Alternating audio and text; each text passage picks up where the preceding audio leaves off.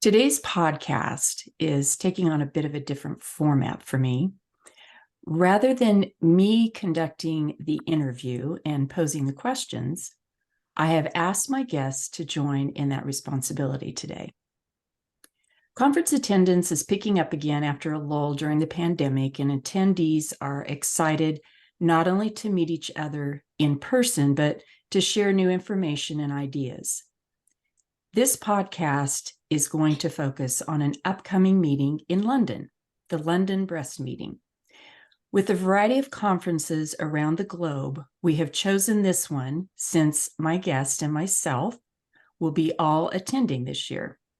The London Breast Meeting will be held in early September 2023 at the Royal College of Physicians. Physician attendees from around the world will converge in the great city of London for this 3-day conference that will include game changers in oncological, reconstructive, and aesthetic breast surgery. Industry leaders will be attending to exhibit and demonstrate medical devices that improve surgical outcomes with a focus on patient safety and outcomes. Social media posts regarding medical conferences show the highlights and some of the exciting events that take place. But because of the caliber of faculty planning and presenting at the meeting, what many don't perhaps appreciate is the effort and the countless hours spent in preparation to make the meeting a true learning opportunity for attendees and even beyond that. So I decided to invite some attendees to the podcast today so the listener can appreciate the value of collaboration and learning that's going to take place at the London Breast Meeting. I'll begin by introducing Rob Pupelis, who is the CEO of Spectros Medical Devices. Rob is keenly interested in the field of microsurgery and breast reconstruction and has made it his goal to take T-STAT technology to the global surgical theater. T-STAT, a tissue flap monitoring system, is one I'm very interested in telling patients about. It is one of the most frequently asked questions I get in my community. How will I know my flap survived? And educating them about T-STAT system gives them the answer to this question and brings peace of mind. My next guest is Elizabeth Van Thillo. Can I call you Lizzie today? Yes, you may. Okay, that feels comfortable to me. Lizzie is the Vice President of Operations at Spectros.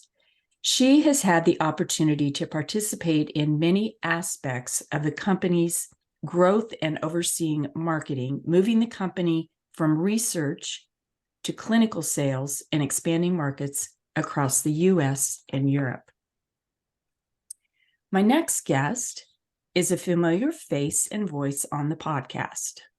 Dr. Minas Chrysopoulo, current president of PRMA in San Antonio, Texas, is a board-certified plastic surgeon who specializes in microsurgical breast reconstruction procedures with a team of 7 other colleagues in a practice that has become a world-class destination for breast reconstruction like deep flap and other forms of autologous tissue reconstruction. He founded Tolman Health and is the creator of Tolman's flagship app, Breast Advocate, a free shared decision-making app for breast cancer treatment and breast reconstruction. So with an all-star lineup like this, I don't even have enough time to tell the listeners about all of my guests' accomplishments. So with that, I would like to welcome Rob, Liz, and Dr. C. How's everybody doing this morning?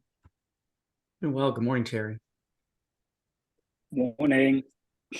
Good morning. Great to be here. Excited to be here. Yeah, it's really great to have you guys. So we're going to ask each other questions today because we're all attending the London Breast Meet. Well, everybody, I guess, except Liz, but she's going to be with us in spirit, of course. So we're going to pose questions to each other today, which is kind of fun for me because I'm usually the one asking the questions, but I'm going to start out asking you a question. Rob, are you ready? I'm ready. Okay. Bring it. You look ready. All right. So you're going to be also attending, Rob, coming up very soon. I know you're prepping for the World Society of Reconstructive Microsurgery meeting. That's going to be in Singapore. And then you're going to the London breast meeting. So you're just hopping the globe. This is going to be your second opportunity at both of these conferences. So my question to you, Rob, is this. Why do you attend, first of all? And what are the pearls you learned from last year? But also, what do you hoped to learn at London Breast Meeting in 2023 and in Singapore at the World Reconstructive Microsurgical Meeting? Well, thank you, Terry. Thanks for having me this morning. I'm grateful to be here with this group that I've known for now quite a long time. So yes, last year was our first time attending both the London Breast and the World Microsurgery meeting, which was in Cancun last year. For me, last year was really about discovery. We launched our newest device in 2020. Got CE approval in 2021, so it was time for us to go across the pond, as they say, and tell our story. But again, it was about discovery. We needed to learn if things are the same over there, what's done differently, what if innovation is any different. And we did learn that there are not monitoring devices like ours in other parts of the world. There are some minor comparable products, but not really anything like what we have. So that's exciting from the company standpoint. But then also much of the world runs on socialized medicine. So we weren't sure how that was going to play for us. So it was about meeting people, learning how they do things, and listening really last year. So this year, I think we did have a lot of interest. We talked to a lot of people, met a lot of people. And we're fortunate, I think, to be in microsurgery where surgeons so freely share information. There's not a lot of ego.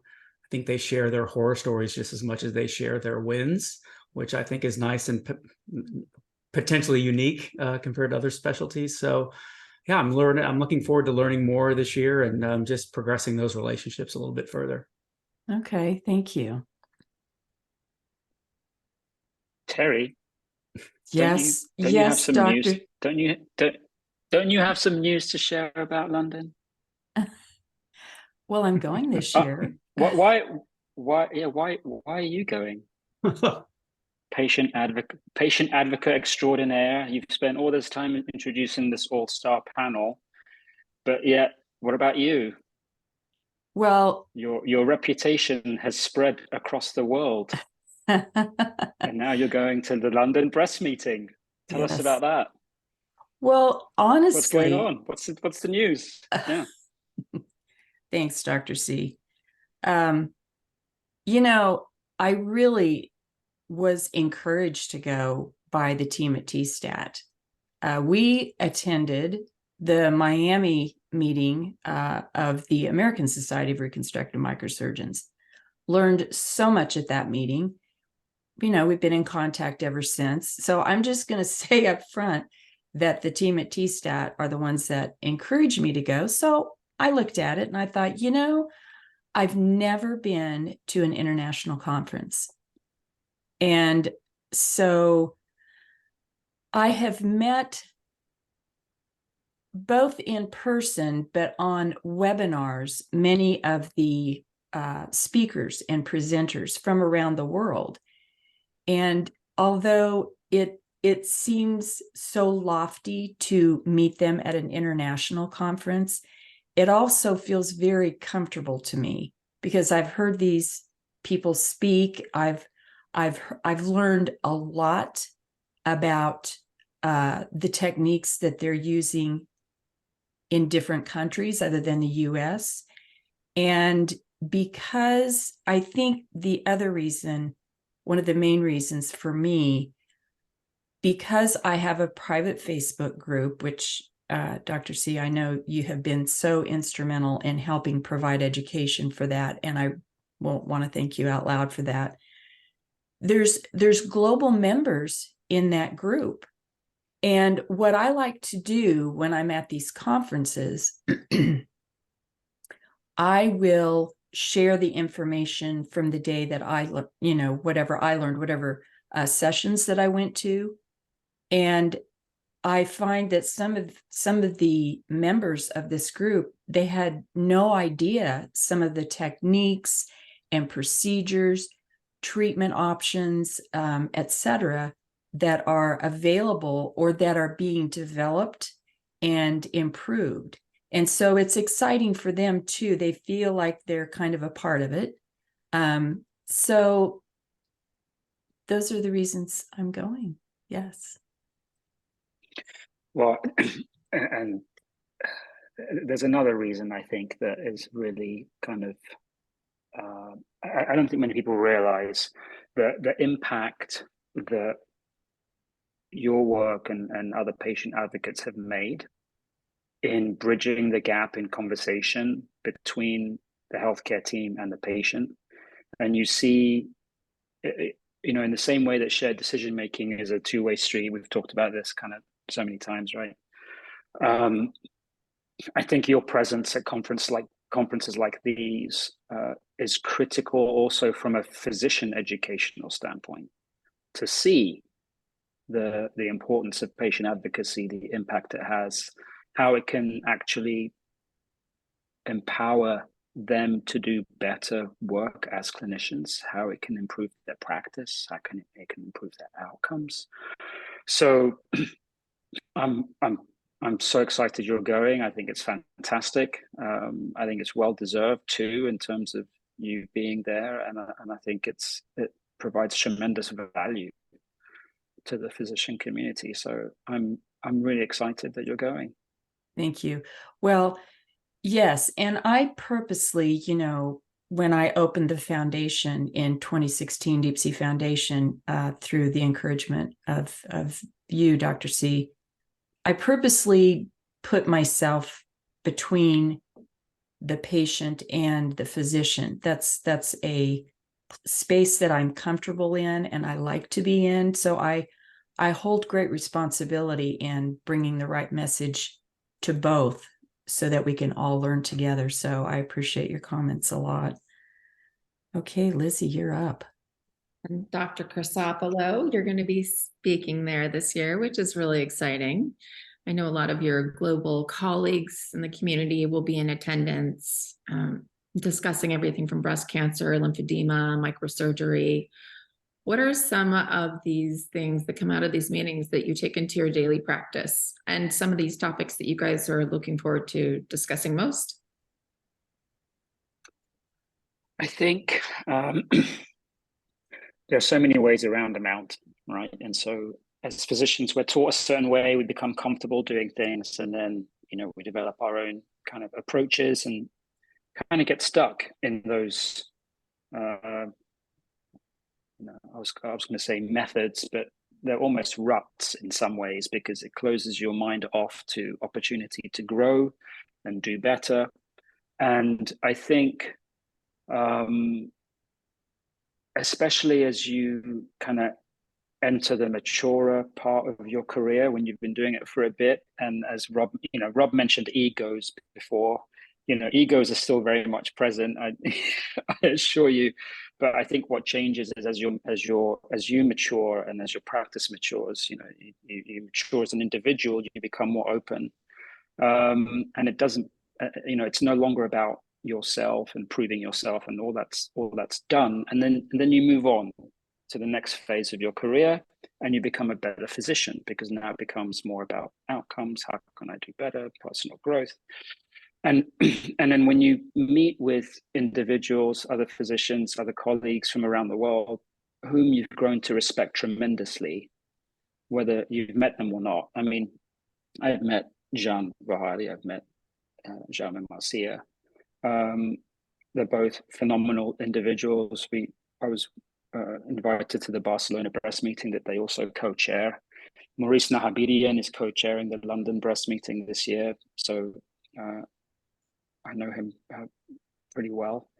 And so, as Rob said, it's not about egos anymore. It's about learning. It's about appreciating the different ways, different methods that people bring that are successful, the different ways in which they have to overcome healthcare system issues, for example. It's a tremendous learning opportunity, and I value it tremendously. It's a big honor to be invited to be faculty at these big meetings. It always is, always has been, always will be. But it's exciting too. It really is. And there are some really exciting developments within microsurgery now that, well, particularly now, I think, sensation restoration is becoming more topic of conversation. Finally, it's taken way too long for it to become a mainstream conversation. It's only just beginning to become a mainstream conversation. But again, through advocacy work, like Terry's done a tremendous service to the community by bringing awareness to that, so patients can ask about it. You've got robotic surgery entering plastic surgery now more and more, and now it's becoming an actual thing that's being discussed. Where we have a task force set up. Andrea Morea has set that up and is doing tremendous work leading that charge on the heels of Jesse Selber's pioneering work. So it's great to be part of that kind of task force and try to develop it. We've got lymphedema surgery that's improving all the time, techniques to decrease the chances of it developing in the first place, at the same time as lymph node surgery, immediate lymphatic reconstruction, for example. So there's so many things that are exciting and developing. It's an exciting time to be a microsurgeon, I think. And I hope to instill some excitement in the generations that are following, because I'm getting old now, so it's getting time to pass the baton, right? So anyway, that's the stuff I'm looking forward to. And of course, London's my hometown, right? So raised there. So it's always good to go home. San Antonio's my home now, but you know what I mean. So yeah, my brother still lives there. My sister still lives there. So it's a fantastic opportunity to catch up. So you get to see family while you're back. Get to see family, yeah. So, get to see family, get to buy them dinner, because I'm the big brother, right? So big brother always pays. So get to buy them dinner, and hopefully have a few bevies. So there's that song, Dr. C, an Englishman in New York, but we're going to be the Americans in London. Can we? Doesn't quite have the same ring. No, but I have an important question. Can you be our interpreter then while you're over there? That's a very valid point, because actually you should see. You should read some of my dictations, because I mean, transcriptions, the transcriptions of my op notes, bloody hell, some of them are just egregious. It really is a completely different language. I won't even tell you the most egregious example, because it's not PC, and it's not, not that kids would be listening to this there. Now I'm curious. now we really want to know. So the most egregious example of dictation errors because of my accent is this. So this is going back a long time ago, when I was still doing facial cosmetic surgery. So I just performed a facelift. And so in this dictation, it read something like this.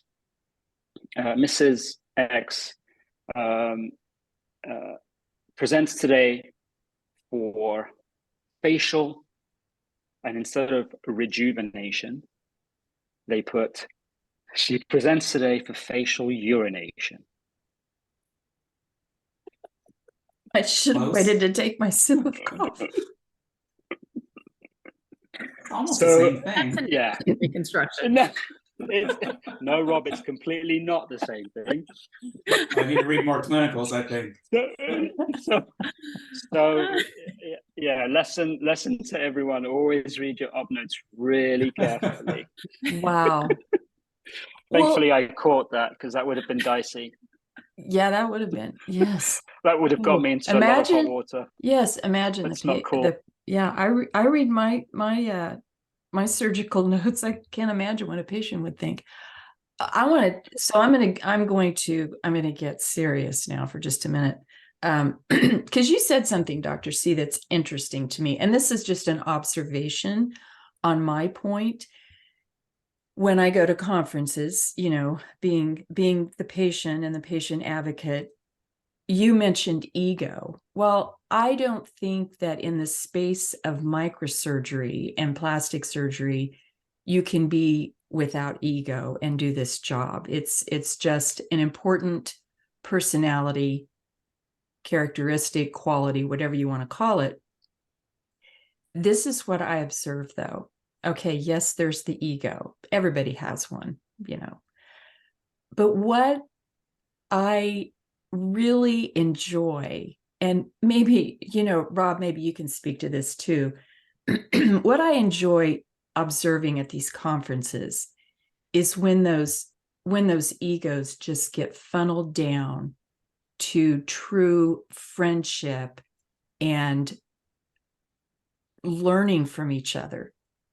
When you guys start your panel discussions, or even at breakout sessions when there's a break, or we're going over to the exhibit halls and these conversations start, I love to see the breakdown in those egos. They go away and there's just true friendships there. And I guess I'm saying that more for both the patient and the physician who's learning, because I think that that's what makes these conferences, for me as a patient advocate, it makes them so easy to attend in many ways. It kind of breaks down that, gosh, I'm going to a conference with all these global leaders in microsurgery. It feels comfortable to me. So, do you feel that too, Rob? Oh, for sure. It's different, industry, when we're all younger and we're salespeople, we're knocking on doors and trying to tell our story, getting past the gatekeepers. But at the meetings, it's really, I don't know, when you've known the surgeons a long time, even meeting new ones, it's almost like, family or Thanksgiving. Like, we're like, oh, how you been? Haven't seen you in a few years. And you're right, everyone is totally disarmed. There aren't walls. They are coming out of the lectures with, banter, and it sort of reminds me of college after a lecture, right? And people leave it and there's all these ideas flowing through their heads. And like you said, they're walking toward the exhibit hall and they're sharing their stories and their perspectives, and what about this and what about that? And I think it is exciting, but they're totally open and welcoming to anyone that's attending the meeting, whether they're industry or residents or fellows, whatever their level is, right? They're just so happy to have everyone attend, which I think is nice. Yeah. Yeah, and I think the landscape is changing a lot too. When you talk about shared decision making and patient education, the communication between patient advocate, and surgeon, and medical device manufacturers and the such, I think the walls are kind of breaking down, and there's more open communication, there's more education happening. And, I can speak from a medical device company. We don't like to consider ourselves just a medical device company. We're all individuals, and in this, respect, we've all been touched in one way or another by breast cancer. And, it's really our goal and our mission to help those patients, to make a medical device that helps them. It helps better the outcome. And that's really what we care about. And I think these meetings are a great opportunity for all of us to share that information and to help educate. whether it's educating patient advocates or, reaching out directly to the patients. Yeah, and to listen, right? We can't do better. We can't, progress technology and healthcare if we don't listen to each other. So I think that's It's a key also. two-way situation. It is. And, to your point, Liz, about this shared decision-making conversation, I feel very fortunate to have met the team at TSTAT because I'm pretty picky about who I align myself with. I like the fact that industry is now opening up to the patient advocate voice. And so I have appreciated the fact that you guys always put patient education first.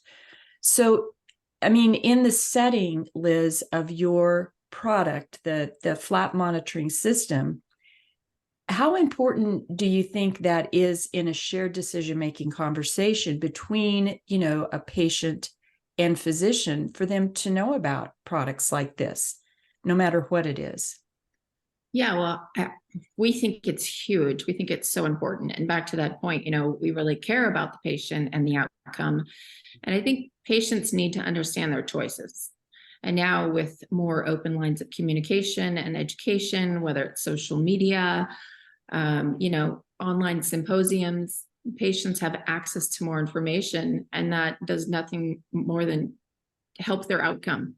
And that's what drives us every day. That's what makes us want to make our product better and redevelop it, make the experience better for the surgeons, bedside staff, for the patient and their family. It provides more assurance for them. And that's ultimately our goal. Mm-hmm. Yeah, that peace of mind. All right, you have a pretty strong question for me, Liz. Speaking of patients. Well, this is such a big discussion right now, and I know everyone has a lot of feeling and emotion about it because the insurance companies have decided not to reimburse for deep procedures or have waffled on it. And I know you've been a part of the conversation since the very beginning. And for breast cancer patients, I'm curious how that's affecting their decision-making when they're considering breast reconstruction. The short answer is it's putting them under a great deal of stress. I hear it every day on my forum, nearly every day. They have concerns about it. And I think some of the problem with the insurance coverage, Liz, is the enormity of the information that led to this decision. And I don't think patients have a true understanding of the layers and the years that it took to get to this point.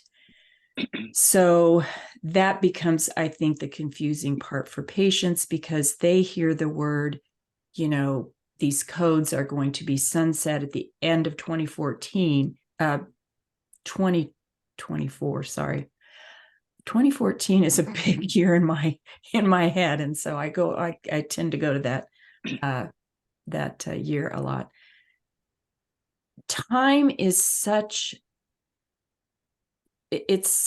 a kind of, it's a conflict for patients when they have breast cancer, because first of all, when they hear they have breast cancer, it's like, how much time do I have to get this treatment or this surgery? So there's that time involved. So then if they're considering breast reconstruction and they hear the word, end of 2024, it kind of puts them in a little bit of a panic mode. And Dr. C, I don't know if you're finding this, but I think it's particularly heightened for women who have a genetic disposition for getting breast cancer. Patients that are newly diagnosed, they have to be treated, I don't want to say quicker, but really there's more urgency to get a diagnosed patient treated or to have surgery.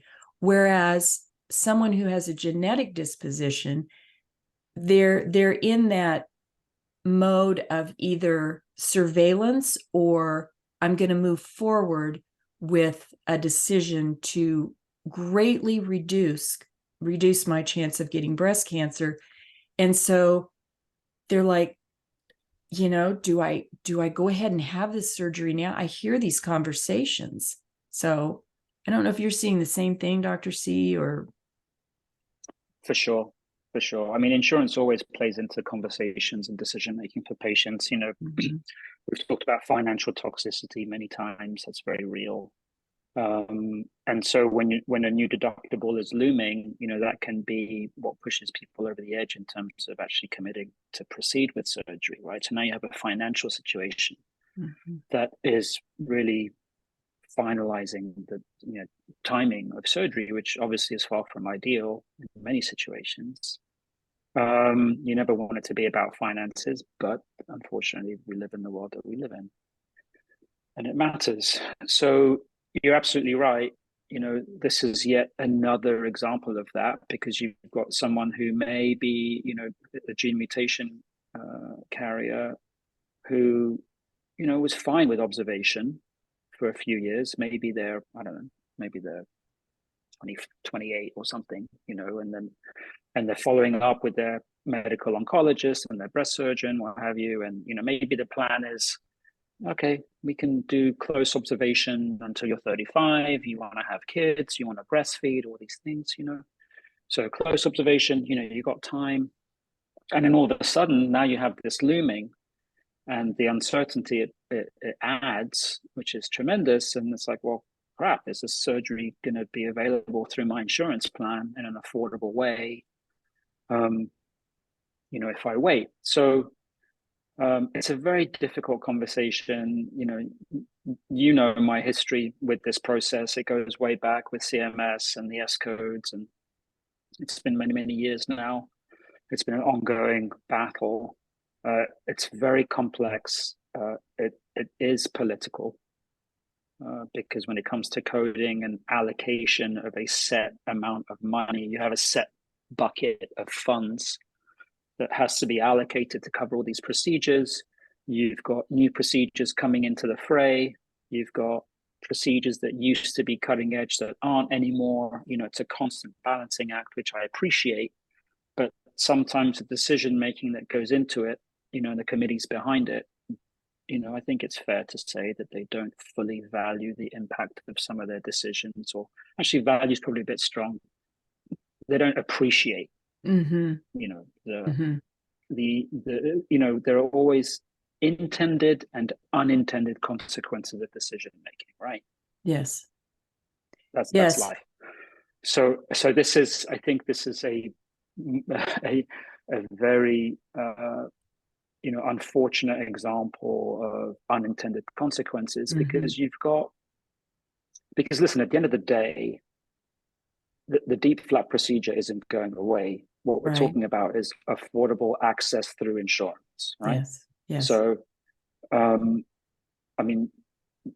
you can pay out of pocket for any procedure, right? And as long as it's medically, a good idea, you can have it, right? So, this is about affordable access.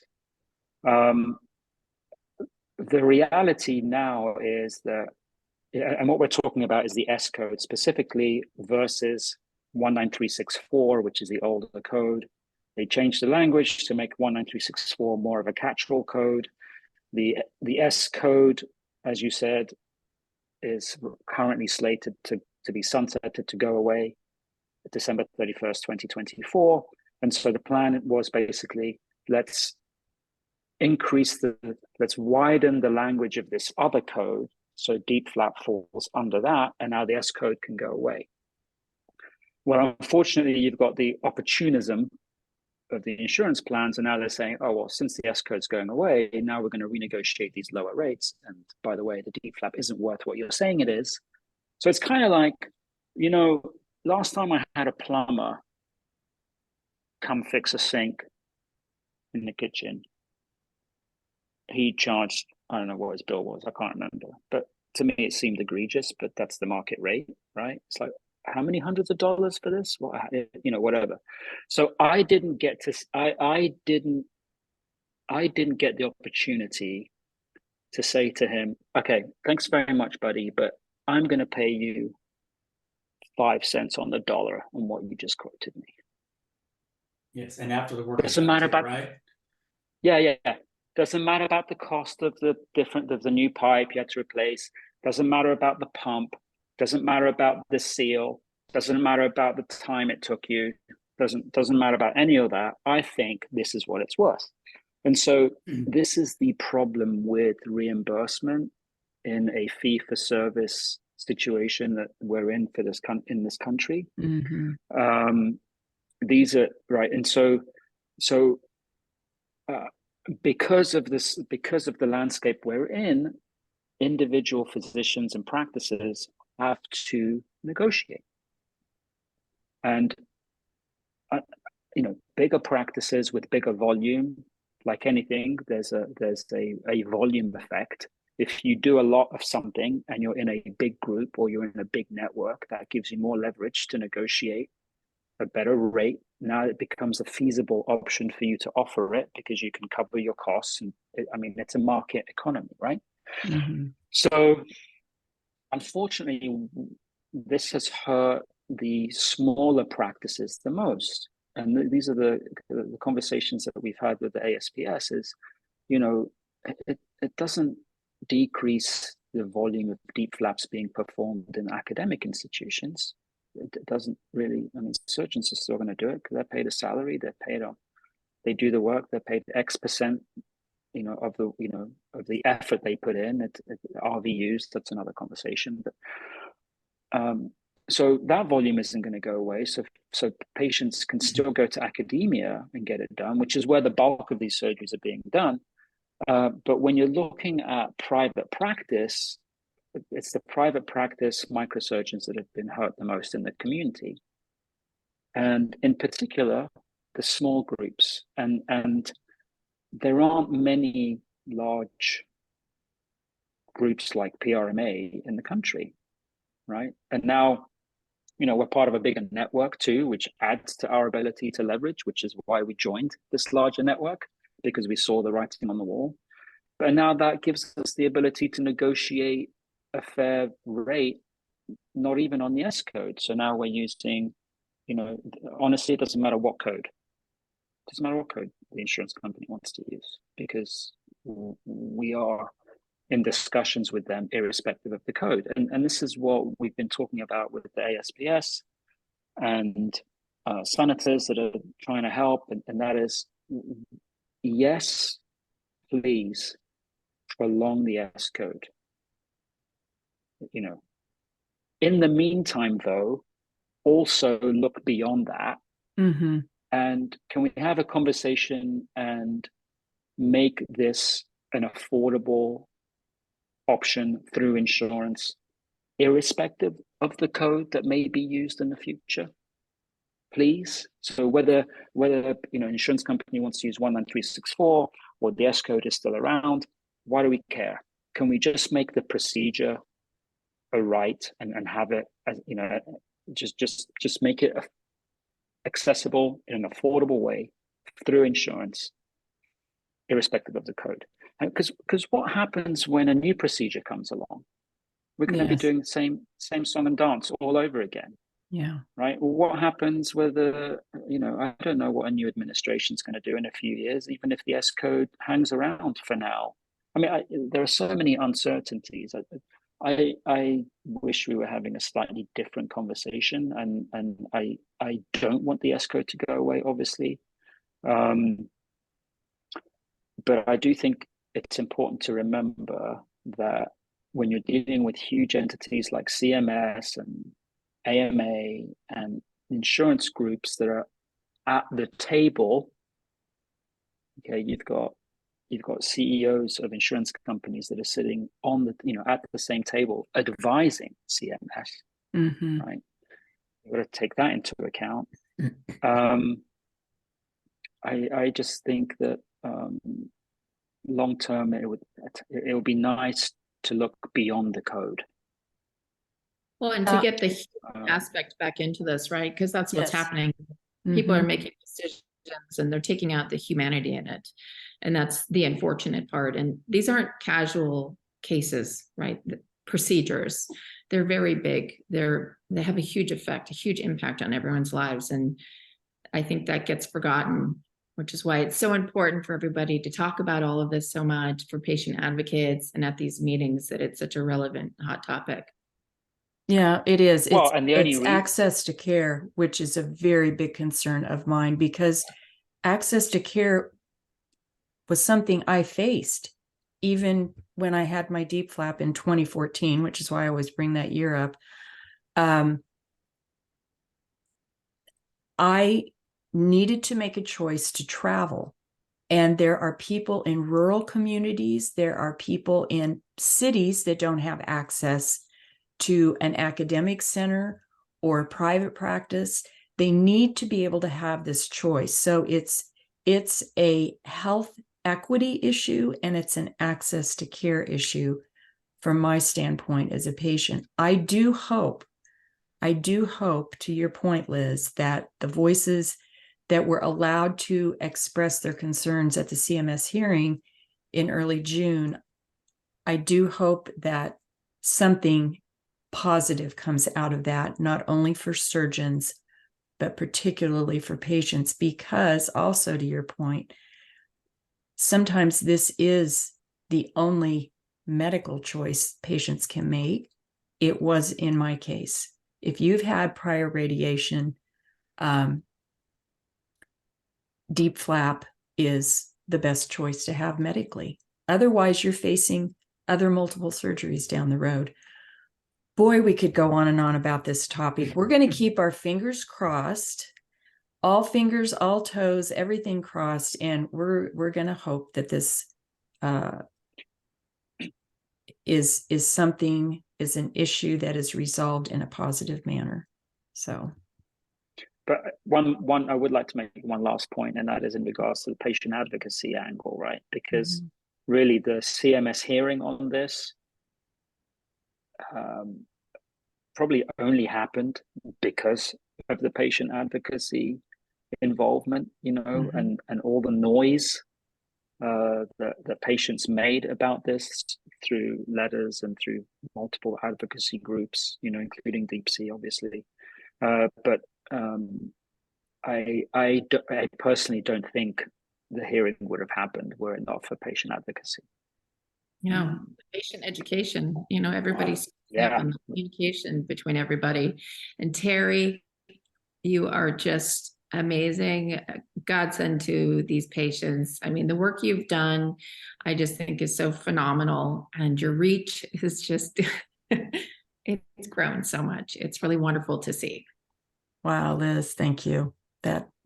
That's making me smile. I really appreciate you saying that. Now we're taking it global. Yeah, let's do that. Let's do that. So, speaking of global, okay, we got to lighten things up here a bit.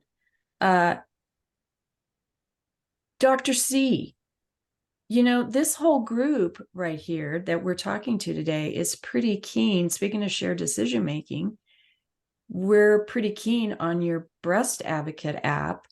And just tell us briefly about how the power of this app helps patients facilitate or learn about or be part of a shared decision-making conversation in their healthcare. Well, I think the easiest way to answer that is to look back on why we made it, right? And that was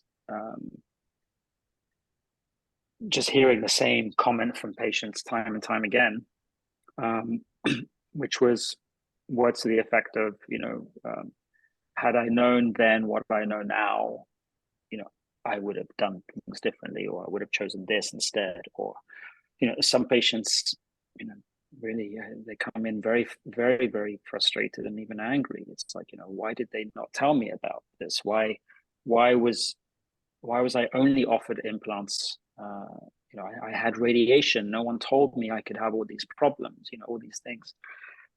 So really, you can't have a fully informed decision or a fully informed conversation without discussing all the options, right? And so, unfortunately, and it's not, I really don't believe it's malicious or vindictive on the part of any surgeon, but really, I think it's human nature. If you don't offer a procedure, you're not going to talk about it because you're not comfortable, right? And so I would say the surgeon who doesn't talk about deep flap surgery is probably acting in the patient's best interest still by not telling them if it's not something that they do, because why? Because it's dangerous doing something you're not comfortable doing and offering, right? So going back to the vignette about facial rejuvenation and me doing facelifts, as plastic surgeons, we're taught to do many things. I can still do a facelift. I would say it's probably not a good idea to pick me to do your facelift because I haven't done one in 15 years, right? And so I think you'd be far better off, and I think it's a far smarter decision if you went with someone who did facelifts every week, preferably every day. If you have a child with a cleft lip or a cleft palate, even though, again, I did a bunch in training, I haven't done one since my first year of practice. So I would suggest that I am not the best person to fix your child's cleft lip, right? So, I mean, it's common sense, really. So Breast Advocate was created to allow people to take their time to explore all their options. There's no better way than to use tech, an app, on everyone's phone, super easy. I was surprised that it didn't exist already.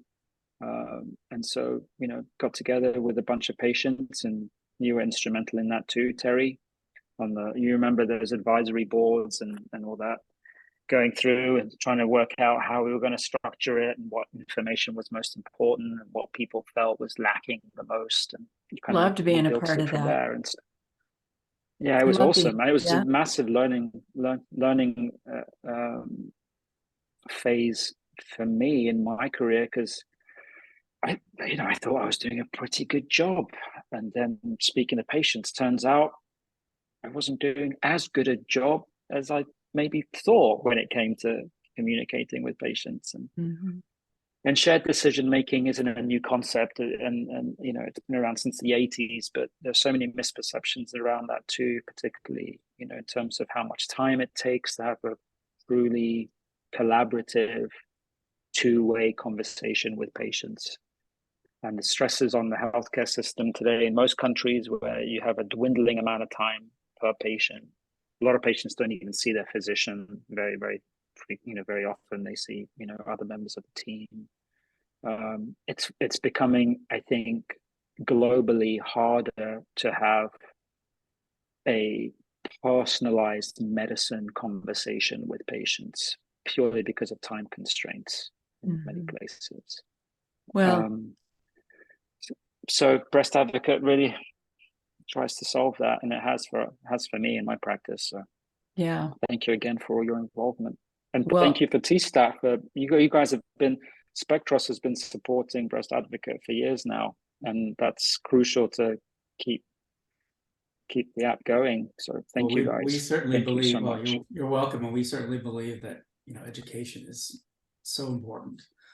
You can't, as you said, patients, they don't know what their options are. They can't make the best choice. Yeah. So yeah, it doesn't need to be. There's a lot of and that doesn't.